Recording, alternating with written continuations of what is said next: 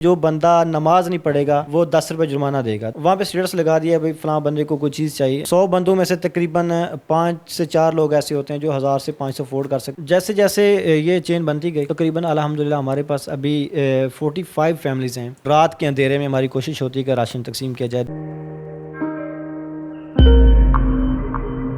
السلام علیکم ناظرین، AWC ڈیجیٹل میڈیا کے ساتھ میں ہوں محمد عمران جعفر. ناظرین، آج میرے ساتھ موجود ہے میاں چنو سے تعلق رکھنے والے ایک ایسے نوجوان وکیل جنہوں نے سوشل ورک کا ایک انوکھا انداز اپنایا، اور اصل میں ان کی کہانی کا آغاز تب سے ہوتا ہے جب ان کی زندگی میں ایک حادثہ پیش آیا اور اس میں انہیں عارضی معذوری کا سامنا کرنا پڑا. اس دوران انہوں نے بہت سوچا کہ وہ ٹھیک ہونے کے بعد لوگوں کی خدمت کس طرح سے کر سکتے ہیں، اپنے معاشرے کے ان افراد کو جو کچھ کرنے سے معذور ہیں یا جن کی کچھ مجبوریاں ہیں، ان کو وہ کس طرح سے نارمل زندگی کی طرف لا سکتے ہیں، ان کا ہیلپنگ ہینڈ بن سکتے ہیں. تو یہ تمام کہانی جانیں گے ہم توقیر احمد کاٹھیا ایڈوکیٹ کی زبانی. السلام علیکم. جی وعلیکم السلام. کیسے ہیں آپ؟ الحمدللہ، اللہ کا احسان. توقیر، آپ کے ساتھ کیا حادثہ پیش آیا اور اس کے نتیجے میں آپ کو کس طرح کی عارضی معذوری کا سامنا کرنا پڑا؟ سر میں پروفیشنل وکیل ہوں، لیکن ہمارا جو کام ہے وہ ذمہ داری ہے. تو ایک دن میں جو گندم کی کٹائی کے لیے جو ریپر ہوتا ہے نا، وہ اس کو پش کیا ذرا سا. میں گندم کا سیزن چل رہا تھا، تو 12 اپریل 2020 کا دن ہے. تو ہلکا سا جیسے وزن میں نے اٹھایا 15 سے 20 کے جی تھا. تو جیسے ایک انجیکشن کا درد ہوتا ہے، مجھے ایسا درد فیل ہوا بیک پہ. تو وہ درد بڑھتا گیا. تو جیسے چیک اپ کروایا، وہ MRI ہوتا ہے وہ کروایا، تو بعد میں پتہ چلا تو جو بیک بون جو لیفٹ مورا ہے نا، وہ فریکچر ہو چکا تھا. اس کے بعد یہ دونوں ٹانگیں میری تقریباً پیرالائز ہو چکی تھیں. تو میں نے 1 سال تقریباً 10 مہینے جو بیڈ پہ گزارے. تو اس دوران آپ کو خیال آیا کہ آپ کو لوگوں کی مدد کرنی چاہیے؟ جی بالکل، مجھے یہ خیال آیا کہ یار اگر مجھے سپورٹ تھی گھر سے، فیملی مطلب بیک گراؤنڈ بھی ایک الحمدللہ بہتر تھا. تو میں نے سوچا کہ اگر یار میں میرے اس معاملے کی وجہ سے اگر مجھے فیملی بیک گراؤنڈ مل رہا ہے، تو کچھ فیملیز ایسی بھی ہیں جن کا مطلب کوئی سہارا نہیں ہوتا، وہ ایک واحد سہارا ہوتا ہے. اگر وہ بھی مطلب کسی سٹیج پہ ایسی سٹیج پہ آ جائے جس پہ میں ہوں، تو ان کا کرنے والا کون ہوگا؟ تو سوچا کہ یار ایک ایسا سٹیپ لیا جائے، ایسا کام کرنا چاہیے جن کے لیے مطلب جن سے ان کی اگر کچھ زیادہ نہیں کر سکتے تو کچھ نہ کچھ ان کی بھلائی کی جائے. تو یہ ایک مشکل کام ہے، اس کے لیے بہت زیادہ فنڈنگ کی بھی ضرورت ہے، اس کے لیے وسائل بھی بہت زیادہ ہونا ضروری ہے. تو آپ نے ان تمام معاملات کو کیسے اس مدد کا آغاز کیا اور اس کے لیے اسباب کیسے پیدا کیے؟ جی بالکل، ہماری فیملیز جوائنٹ فیملی ہے. میرے والد اور انکل جو ہیں وہ اکٹھے ہی ہیں. ہماری 33 ممبرز ہیں. تو ان میں ہم تقریباً 18 سے 20 جو ہے نا کزنیں ہیں، وہ ایک ہی گھر میں رہ رہے ہیں الحمدللہ.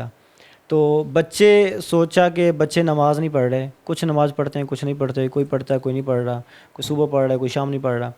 تو سوچا کہ یار اگر کوئی بندہ جو نماز نہیں پڑھے گا، میں فیملی میں بڑا ہوں، بہن بھائیوں میں کزنوں میں سے بھی بڑا ہوں.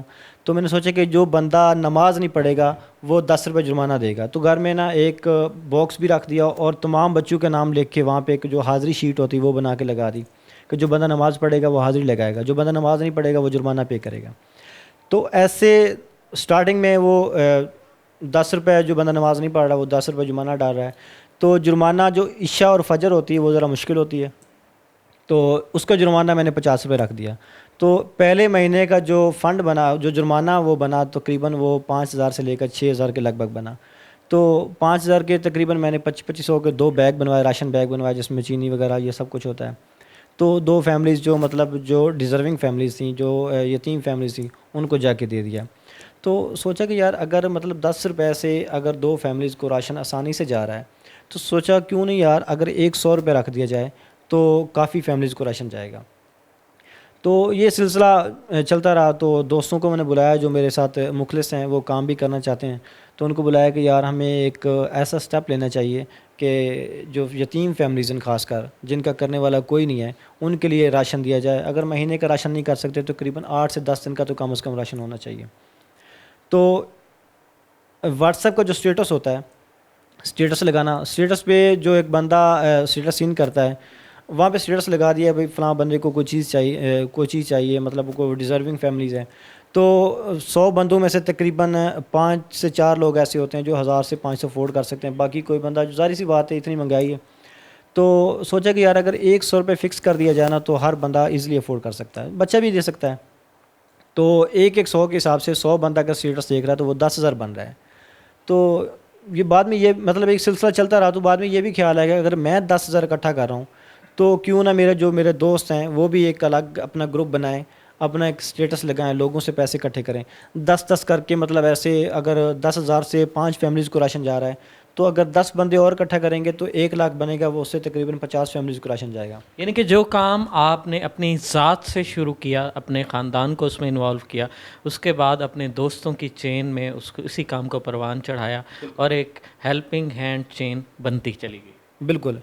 جیسے جیسے یہ چین بنتی گئی تقریباً الحمدللہ ہمارے پاس ابھی 45 فیملیز ہیں جو اونلی یتیم فیملیز ہیں. مطلب اس میں یہ ہم نے فکس کر دیا کہ یتیم فیملیز کو ہی راشن دینا ہے. بعض اوقات ایسے ہوتا ہے کہ یتیم فیملیز کے پاس گزارا ہو رہا ہوتا ہے, وہ ایک جو دوسری فیملیز ہوتی ہیں مطلب جن کا وہ سہارا بھی ہوتے ہیں لیکن ان کے پاس کچھ نہیں ہوتا, لیکن وہ کچھ کافی مطلب ڈیمانڈز بن جاتی ہیں کہ یار اس فیملی کو بھی دینا ہے. اس میں یہ فکس کر دیا کہ فیملی جو ہے نا وہ یتیم ہونی چاہیے. اس کے بعد دوسرا سٹیپ ہمارا یہ تھا کہ جو غریب بچیاں ہیں, مطلب جہیز ہے تو ایک اچھی چیز نہیں ہے لیکن یہ ضروری بھی ہو گیا ہے. مطلب اس میں جو چند چیز ہمارے معاشرے میں کچھ ٹرینڈز ایسے ہیں کہ یہ ایک بچی کو کچھ سامان کے ساتھ رخصت کرنا ایک عزت کی علامت بھی بن گیا ہے, تو اس وجہ سے جی بالکل. اس میں جہیز میں مطلب جو چارپائیز وغیرہ ہیں اور اس کے علاوہ بنیادی چیزیں جو ضروریات زندگی کے لیے ہوتی ہیں وہ چیزیں ہم تقریباً 50,000 سے لاکھ تک جو ہے نا وہ چیزیں مطلب جہیز میں دے رہے ہیں. تو یہ ہمارے پہلے 2 سٹیپ ہیں, الحمدللہ وہ بڑے بہترین طریقے سے چل رہے ہیں. اور دوسری چیز میں آپ کو یہ بتا دوں کہ جس فیملیز کو راشن جا رہا ہے اس کا ٹوٹلی ریکارڈ, اور جس بندے سے فنڈ 100 روپے بھی آ رہا ہے وہ ٹوٹلی میرے پاس ریکارڈ سیو ہے. ان کے آپ تمام چیزوں کو آن دا ریکارڈ رکھے ہوئے ہیں. مجھے ایک چیز بتائیے گا توقیر احمد, عام طور پر جو غریبوں کی مدد کے ادارے ہیں یا کوئی انڈیویجلی بھی مدد کر رہا ہے تو وہ کوشش کرتا ہے کہ وہ ساتھ ساتھ پروموشن کرے اس کام کی, تو اس میں بعض اوقات ان لوگوں کی, ان ضرورت مندوں کی تصحیق بھی ہو جاتی ہے. تو آپ کا غریبوں تک راشن پہنچانے کا, ان تک رسائی کا, جو آپ یتیم فیملیز ہیں, آپ کا کیا طریقہ کار ہوتا ہے جس میں ان کی عزت نفس بھی قائم رہے؟ بالکل. عزت نفس تو ہر بندے کی ہے, چاہے وہ غریب ہے یا امیر ہے. تو ہماری کوشش ہوتی ہے, تقریباً 27 مہینے ہو گئے مطلب اس کام کو کرتے ہوئے, آج تک کسی بھی بندے کی نہ فوٹو نہ شکل اور نہ کسی بندے کا گھر اس میں مطلب وہ ویڈیوز وغیرہ میں یا وہ فوٹو وغیرہ میں مطلب سامنے آیا ہو. اونلی جب راشن دیتے ہیں تو 3 سے 4 سیکنڈ کی ویڈیوز بناتے ہیں, ان کے دروازے کا جو ہاف دروازہ ہے وہ سامنے آتا ہے, اور مین چیز راشن ہم شام کو ہی ڈیوائیڈ کرتے ہیں. کہ رات کے اندھیرے میں آپ ان کے گھروں تک راشن پہنچائیں؟ جی بالکل. رات کے اندھیرے میں ہماری کوشش ہوتی ہے کہ راشن تقسیم کیا جائے, دن کو نہ کیا جائے, کیونکہ ہر بندے کی عزت نفس سے 1-2 فیملی سے ہمیں مطلب وہ آپ کہہ لیں کہ انہوں نے بولا کہ یار ہمیں راشن نہیں چاہیے, تو وجہ پوچھی تو کہتے ہیں کہ یار فلاں بندے کو پتہ چلا ہے کہ اس کو بندے کو کوئی راشن دے رہا ہے. میں نے کہا یار اللہ تعالیٰ کی طرف سے ہے, اللہ تعالیٰ ہمیں ہمت دے رہا ہے تو ہم یہ کر رہے ہیں. تو کوشش کی کہ اس کے بعد جو راشن ہے وہ رات کو ہی دیا جائے. اچھا یہ بتائیے گا توقیر احمد کہ آپ مزید اس کام کو کس طرح سے پھیلانا چاہتے ہیں, یا مزید لوگوں تک رسائی کے لیے, ضرورت مندوں تک, ناداروں تک, یتیموں تک, تو آپ کیا پلان رکھتے ہیں فیوچر میں؟ پلان تو یہ ہے میرا کہ میں نے جو دیکھا ہے پچھلے 27 مہینے سے کہ ہر 20واں گھر جو ہے نا وہ تقریباً کمزور ہے. تو میں ریکویسٹ کروں گا سب سے کہ یہی کہ اگر 19 گھر اگر یہ سوچ لیں کہ یار میرے گھر کا جو بجلی کا بل ہے یا گیس کا بل یا میڈیسن کا خرچہ زیادہ ہو گیا 200 سے لے کر 300 تک, تو اگر وہ 200 روپیہ بھی دیں تو اگر 19 گھر دے رہے ہیں وہ تقریباً 4,000 بنے گا.